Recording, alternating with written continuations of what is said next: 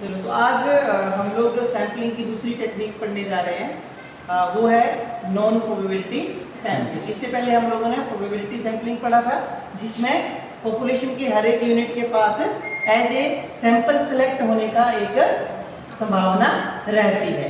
Non probability sampling में क्या होता है? नॉन प्रोबेबिलिटी सैम्पलिंग ये एक सैम्पलिंग टेक्निक है जिसमें पॉपुलेशन के हर एक यूनिट के पास एज ए सैंपल सेलेक्ट होने का मौका नहीं रहता है।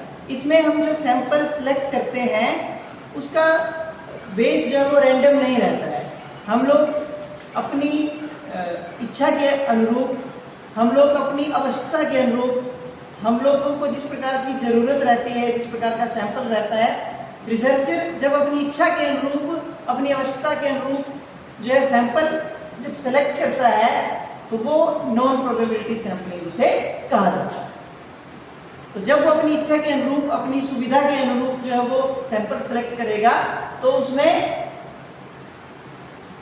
जो प्रोबेबिलिटी है ऑफ किस चीज की प्रोबेबिलिटी कि हर एक यूनिट जो है वो एज ए सैंपल सेलेक्ट कर लिया जाए, वो बिल्कुल भी खत्म हो जाती है। क्यों? क्योंकि रिसर्चर इसमें अपनी इच्छा के अनुसार ही सारा का सारा जो सैंपल है वो कलेक्ट करता है, सेलेक्ट करता है।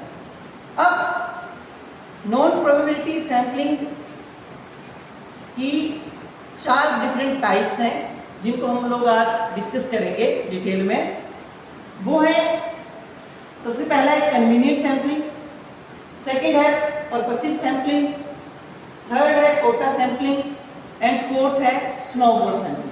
ये 4 मेन टाइप्स हैं नॉन प्रोबेबिलिटी सैम्पलिंग की। इन टेक्निक्स का यूज करके हम लोग नॉन प्रोबेबिलिटी सैम्पलिंग कर सकते हैं। नॉन प्रोबेबिलिटी सैम्पलिंग की जो टेक्निक है उसमें हर एक यूनिट के पास इक्वल चांस जो वो नहीं होता है कि वो एज ए सैंपल सेलेक्ट किया जाए। फॉर एग्जांपल हमारे पास क्लास है, क्लास में हमारे पास 200 विद्यार्थी हैं और 200 विद्यार्थियों में हम लोग जब नॉन प्रोबेबिलिटी टेक्निक का यूज करके सैम्पलिंग करेंगे तो हम लोग क्या करेंगे, मान लो मुझे जो लगता है कि कुछ बच्चे इंटेलिजेंट हैं, कुछ बच्चे जो है वो बहुत अच्छा रिस्पॉन्ड करते हैं, उनके बहुत अच्छी परसेंटेज है, मार्क्स है, तो मैं उन बच्चों के ऊपर रिसर्च करूंगा, मैं उनको एज ए सैंपल लूंगा। तो इसमें सिर्फ वही बच्चे जो इंटेलिजेंट हैं, जिनकी अच्छी ग्रेड्स आए हैं, वो एज ए सैंपल सेलेक्ट किए जाएंगे। जबकि जो 200 की पूरी क्लास है उसमें प्रोबेबिलिटी सैम्पलिंग में क्या होता था, 200 बच्चों के पास मौका होता था कि वो एज ए सैंपल सेलेक्ट कर लिए जाएं। लेकिन हम नॉन प्रोबेबिलिटी की सहायता से जब हम लोग सैम्पलिंग करेंगे तो हम क्या करते हैं, हम अपनी इच्छा के अनुरूप, हमें अपनी आवश्यकता के अनुरूप जो वो सैंपल सेलेक्ट करेंगे।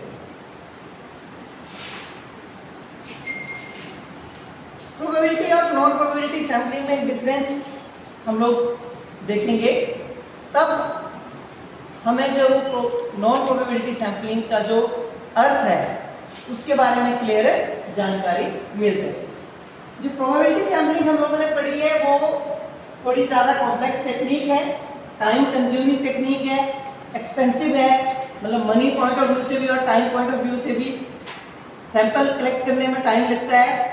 जबकि जो नॉन प्रोबेबिलिटी सैम्पलिंग है इसमें हम लोग क्या करते हैं, अपनी सुविधा के अनुसार साधारण तरीके से, सिंपल तरीके से कोई भी किसी भी यूनिट को हम लोग सेलेक्ट कर लेते हैं। इससे पैसे की भी बचत होती है और इससे टाइम की भी बचत होती है। तो ये सिंपल टेक्निक है और स्ट्रेट फॉरवर्ड टेक्निक है, टाइम इफेक्टिव भी है और इनएक्सपेंसिव। जो प्रोबेबिलिटी सैम्पलिंग है it is based on randomisation, जबकि नॉन प्रोबेबिलिटी जो टेक्निक है वो रैंडमाइजेशन के ऊपर आधारित नहीं है, मतलब चांस नहीं होता है इसमें। उसके बाद हम देखें ये जो टेक्निक है प्रोबेबिलिटी सैम्पलिंग, उसमें हम लोग जो सैंपल है पॉपुलेशन में जब हम लोग सैंपल ड्रॉ करते हैं तो वो पूरी पॉपुलेशन का ट्रू रिप्रेजेंटेटिव होता है। और उसके जो रिजल्ट्स आते हैं बाद में उसको जनरलाइज करने में हमें ज़्यादा सुविधा होती है, आसानी होती है। जबकि नॉन प्रोबेबिलिटी टेक्निक से जो हम लोग सैम्पलिंग करते हैं उसके बेस के ऊपर जो हमारे पास रिजल्ट्स आते हैं उनकी जनरलाइजेशन नहीं हो पाती है। क्यों नहीं हो पाती है? क्योंकि वो जो सैंपल लिया होता है उसके अंदर बायसनेस होती है। बायसनेस का अर्थ समझते हैं? बायसनेस का अर्थ है कि इसमें उसे हम लोगों ने जानबूझ करके उनकी विशेषताओं को देखते हुए हम लोगों ने सैंपल लिया। क्लास में मान लो मुझे बच्चों की इंटेलिजेंस चेक करनी है, अगर मैं प्रोबेबिलिटी सैंपलिंग की सहायता से बच्चों की इंटेलिजेंस चेक कर रहा हूं तो मैं रैंडम बेस पे बच्चों के सैंपल्स उठाऊंगा, उनके ऊपर जो रिसर्च करूंगा उसके बेस पे हम जनरलाइज कर सकते हैं कि हमारी जो क्लास है उसकी इंटेलिजेंस कैसी है। जबकि नॉन प्रोबेबिलिटी टेक्निक में मान लो मुझे इंटेलिजेंस चेक करनी है अपने क्लास के बच्चों की और मैं अपने क्लास के बच्चों में से उन 200 में से उन 20 बच्चों को एज ए सैंपल लेता हूं जो हमेशा टॉपर्स आते हैं या जो हमेशा फेवरेट्स रहे हैं, जिनकी अचीवमेंट्स अच्छी आई है। जब मैंने नॉन प्रोबेबिलिटी टेक्निक से सैंपल लिया तो उसमें हमारे पास जो रिजल्ट्स आते हैं उनको हम पूरी क्लास के ऊपर जनरलाइज नहीं कर सकते हैं, पूरी पॉपुलेशन के ऊपर जनरलाइज नहीं कर सकते। क्यों? क्योंकि वहां पर हम लोगों ने सैंपलिंग टेक्निक जो वो गलत इस्तेमाल की। वहां पर हमने क्या किया है? नॉन प्रोबेबिलिटी टेक्निक का यूज किया है। क्यों? क्योंकि मुझे पता था जो मुझे अच्छे रिजल्ट्स दे सकते हैं, मैंने उन्हीं का सैंपल लिया। ठीक है, नेक्स्ट 4 डिफरेंट टाइप्स जिसके बारे में हम लोग चर्चा करेंगे। उसमें से पहली है कन्वीनियंट सैंपल। कन्वीनियंट सैंपलिंग जैसे आपको नाम से पता चल रहा है, इसमें हम लोग सैंपल पॉपुलेशन में से रिसर्चर जो है वो अपनी कन्वीनियंस के हिसाब से, अपनी सुविधा के हिसाब से सैंपल जो वो सिलेक्ट करता है। इसमें क्या करते हैं हम लोग? सिंपली हम लोग क्या करते हैं, पार्टिसिपेंट्स जो हैं वो किस बेस पर सिलेक्ट किए जाते हैं? जो रिसर्चर है उसकी सुविधा के हिसाब से। इसमें अपनी सुविधा के हिसाब से हम लोग सैंपल को कलेक्ट करते हैं। इस फिगर से आपको क्लियर हो जाएगा, इस एग्जांपल से आपको क्लियर हो जाएगा कि कन्वीनियंट सैंपलिंग क्या होती है। देखिए इसमें ये रिसर्चर है, ये शोधकर्ता है हमारे पास, और शोधकर्ता ने क्या किया? उसने देखा कि इस पॉपुलेशन में से वो पॉपुलेशन या वो लोग जो उसके नजदीक थे, ये देखिए ये इसके नजदीक थे, ये नजदीक में है, ये नजदीक में है, ये नजदीक में है, ये नजदीक में है, क्योंकि ये पॉपुलेशन का पार्ट है, इसलिए इन्होंने जो इनको सुविधा लगी, जो इनको नजदीक लगे, उनके पास गए और डाटा इकट्ठा कर लिया। जबकि ये जो दूर लोग जो है वो इनके पास इन्होंने अप्रोच नहीं किया। ये यहां तक जाते, इनका टाइम लगता, इनके पैसे यूज होते, पैसे खर्च होते, इसलिए इन्होंने क्या किया? अपनी सुविधा देखी और अपनी सुविधा के हिसाब से अपने नजदीक का जो सैंपल था उसको सेलेक्ट कर लिया। इसको बोलते हैं हम लोग कन्वीनियंट सैंपल। ठीक है, एक छोटा अगर जनरल सा एग्जांपल ले हम लोग, तो मान लो हम लोगों ने क्या करना है, पांगी वैली में जो लोग हैं उन लोगों का हम लोगों ने मान लो कल्चर स्टडी करना है, या उन लोगों को जो आने वाली प्रॉब्लम्स हैं उनको स्टडी करना है। तो जितने भी पंगवाल्स हैं, मतलब वो लोग जो उस वैली में रहते हैं, हम लोगों को उनके पास डाटा इकट्ठा करने के लिए जाना पड़ेगा। अब वो दूर है, बहुत दूर है, हम लोगों के लिए वहां जाना पॉसिबल नहीं है। तो वो लोग जो बेसिकली पांगी की है लेकिन हमें कहीं यहाँ वहां मिल जा रहे हैं, जिनके चंबा में भी घर है वो पांगी में जाते हैं, पांगी का जो कल्चर है उससे वो रूबरू है, वहां की जो समस्या है उनसे वो अवगत है। तो हम लोग क्या करते हैं, उनसे ही सैंपल ले लेते हैं, क्योंकि उनसे सैंपल लेना हमारे लिए सुविधाजनक है। इस प्रकार की सैंपलिंग को बोलते हैं हम लोग कन्वीनियंट सैंपलिंग। क्लियर? नेक्स्ट अगला है quota sampling. Quota sampling, quota sampling क्या होती है? नाम से हमें ये अनुभूति हो रही है कि ये इस प्रकार की सैंपलिंग टेक्निक है जिसमें हम लोग एक कोटा फिक्स कर देते हैं। कोटा मीन एक नंबर फिक्स कर देते हैं कि हम लोगों ने इतना नंबर जो है वो सैंपल का लेना है। ठीक है, वो कोटा जो है उसको रिसर्चर फिक्स कर देता है, और जैसे ही वो कोटा कंप्लीट हो जाता है उसके बाद वो अपनी सैंपलिंग प्रोसेस से रोक देता है। इसमें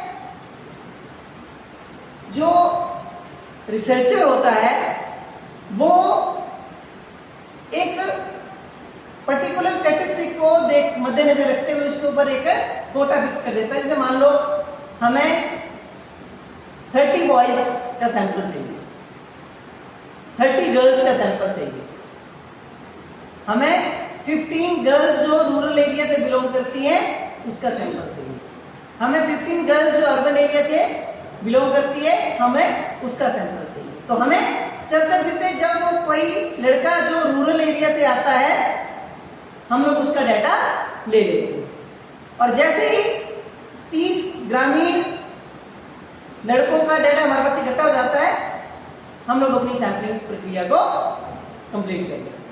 तो इसमें क्या करते हैं, हम लोग एक कोटा फिक्स करते हैं, और उस कोटा को फिक्स करने के बाद हम लोग सैंपलिंग करते हैं। वो जो कोटा है वो किसी एक कैरेक्टरिस्टिक के आधार पर फिक्स किया जाता है। ठीक है, वो क्षेत्र भी हो सकता है, रीजन भी हो सकता है, कोई कास्ट भी हो सकती है, वो कोई स्कोर भी हो सकता है, जेंडर भी हो सकता है। उसके बेस पर हम लोग एक संख्या फिक्स करते हैं और उस संख्या तक हम लोग डाटा जो है वो इकट्ठा करते हैं। तो इस प्रकार की सैंपलिंग को बोलते हैं हम लोग कोटा सैंपलिंग। ये फर्दर 2 टाइप्स की होती है। जो कोटा सैंपलिंग है इसको हम लोग 2 भागों में बांटा इसको जा सकता है। एक होती है प्रोपोर्शनल कोटा सैंपलिंग और एक होती है नॉन प्रोपोर्शनल कोटा सैंपलिंग। जो प्रोपोर्शनल कोटा सैंपलिंग होती है, it is used when the size of population is non. जब हमें जनसंख्या का जो आकार है वो पता होता है, हमारे पास कितनी जनसंख्या जो वो रहती है, and this allows you to determine the quota of individuals that you need to include in your sample in order to be representative of your population।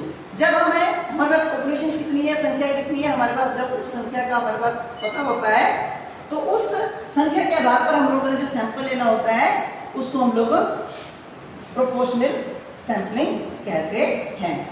For example, उदाहरण के लिए मान लो हमारे पास 2 ग्रुप है क्लास के अंदर, उसमें से हमारे पास मान लो 200 लड़कियां हैं और 100 लड़के हमारी क्लास के अंदर हैं। 200 गर्ल्स हैं और 100 जो वो बॉयज हैं।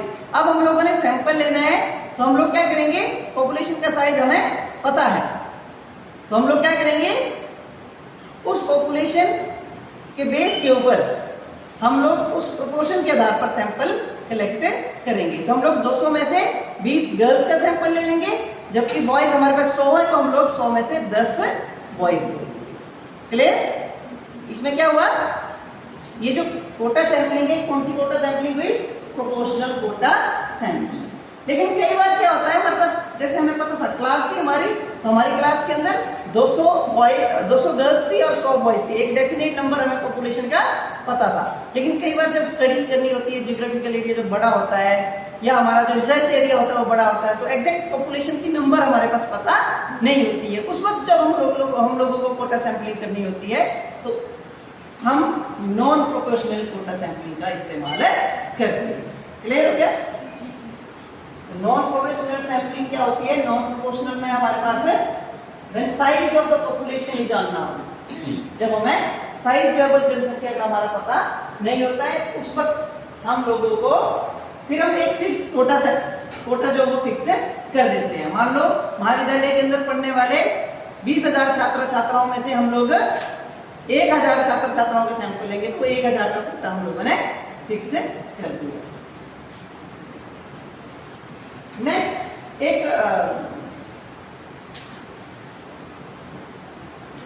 टेक्निक है वो है स्नोबॉल सैंपलिंग।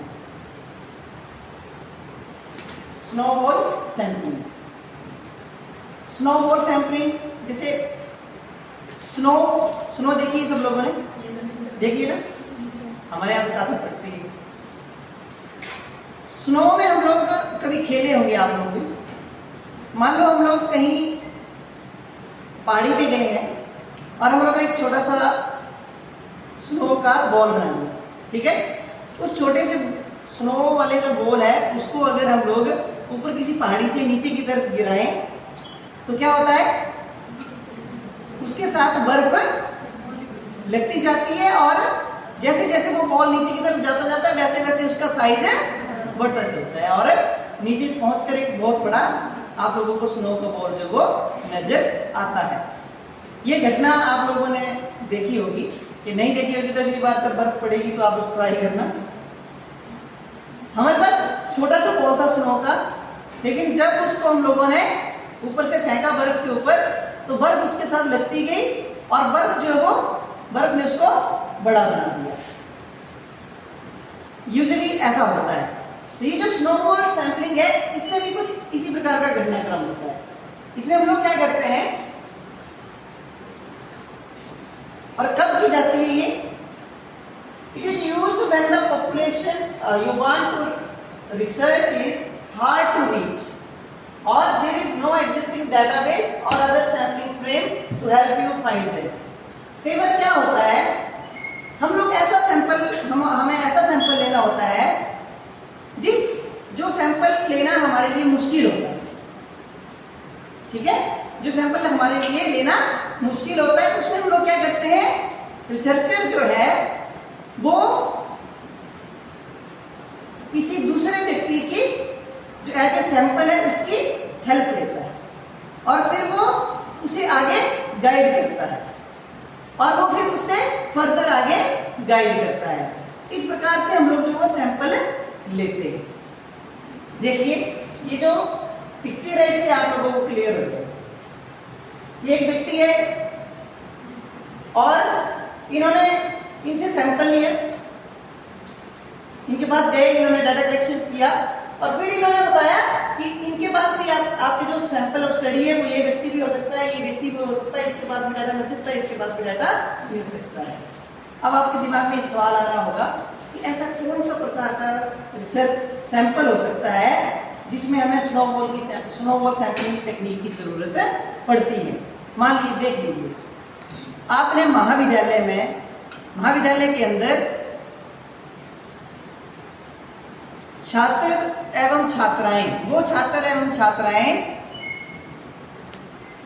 जो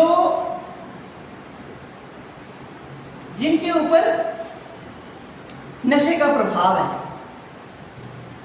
या वो छात्र जो नशे की चपेट में हैं, उन छात्रों का स्टडी करना है आप लोगों को, या नशे का महाविद्यालय में पढ़ने वाले छात्रों के ऊपर क्या प्रभाव पड़ता है, ये आपके पास एक रिसर्च प्रॉब्लम है। अब आप लोगों ने सैंपल किससे लेना है? वो छात्र जो नशा करते हैं। अब जब आप सैंपल इकट्ठा करने के लिए जाएंगे तो आपके पास दिक्कत ये हो जाएगी कि आप लोगों को वो सैंपल मिलेगा नहीं, क्योंकि कोई भी ये कबूल नहीं करेगा कि मैं नशा करता हूं। फिर आप क्या करेंगे? आप किसी एक व्यक्ति के पास, किसी एक लड़के के पास जो नशा करता होगा उसके पास पहुंचेंगे, फिर आप उससे डाटा इकट्ठा करेंगे, फिर वो किसी और का पता बताएगा आपको, फिर आप वहां जाएंगे, फिर वो किसी और का पता बताएगा, वहां आप डाटा कलेक्ट करेंगे। इस तरह से एक चेन बनती जाएगी और आपको डाटा जो है वो रिक्वायर्ड डाटा जो है वो आपको मिलता जाएगा। तो पहले सिर्फ एक था, फिर वो आगे लोग जुड़ते गए बर्फ की तरह, और वो बर्फ का जो बॉल था वो बड़ा होता गया आपके पास है, उसी प्रकार डाटा भी बड़ा होता गया। ठीक है, तो इस प्रकार की जो सैंपलिंग टेक्निक उसको बोलते हैं स्नोबॉल सैंपलिंग। क्लियर हो गया या कोई और एग्जांपल दो? क्लियर हो गया? चलिए नेक्स्ट,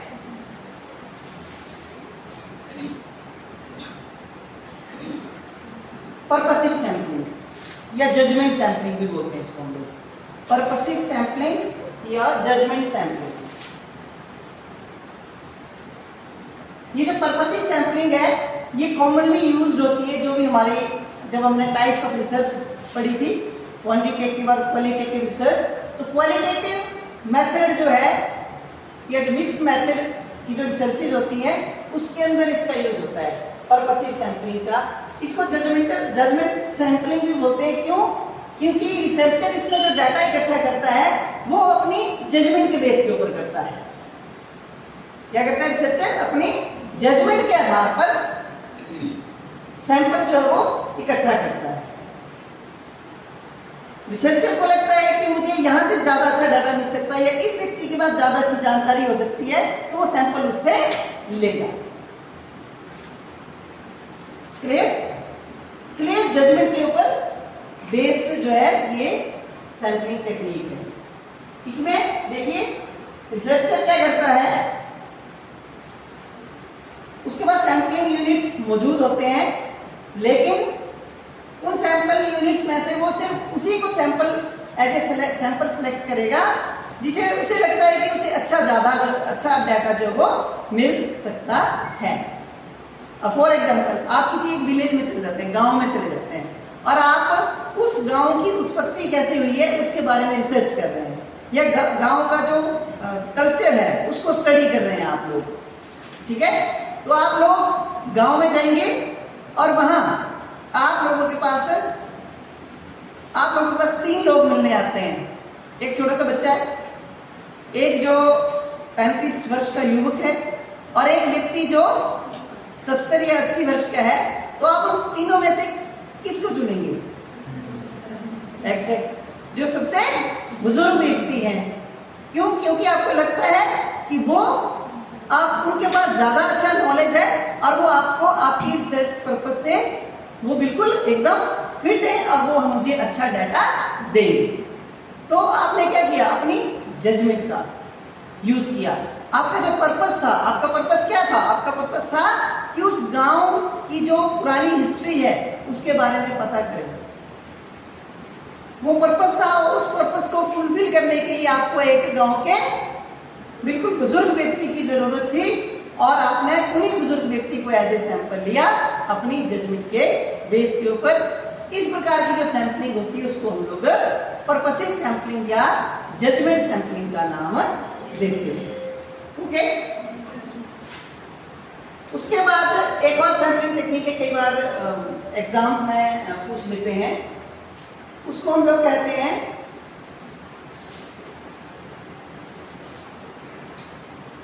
सेल्फ सिलेक्शन या वॉलंटियर सैंपलिंग। सेल्फ सिलेक्शन या वॉलंटियर सैंपलिंग, ये कौन सी सैंपलिंग टेक्निक है? वॉलंटियर जैसे नाम से पता चल रहा है, मतलब रिसर्चर उन व्यक्तियों से डाटा लेता है जो वॉलंटियरली डाटा देना चाहते हैं, जो स्वयं आगे आ जाते हैं। ठीक है, या मान लो महाविद्यालय के जो अध्यापक वर्ग है उसके ऊपर आप रिसर्च करना चाहते हैं। ठीक है, अब आपको महाविद्यालय में कार्यरत जितने भी अध्यापक हैं उनका डाटा लेना है, उनके इंटरव्यूज लेने हैं मान लो, और महाविद्यालय के अध्यापकों में से यदि कोई अध्यापक जो स्वयं इच्छुक है अपना इंटरव्यू देने में, आप जाते हैं और उनके पास ही उनसे डाटा ले लेते हैं। तो इस प्रकार की जो सैंपलिंग टेक्निक है उसको हम लोग वॉलंटियर सैंपलिंग कहते हैं। क्लियर हो गया?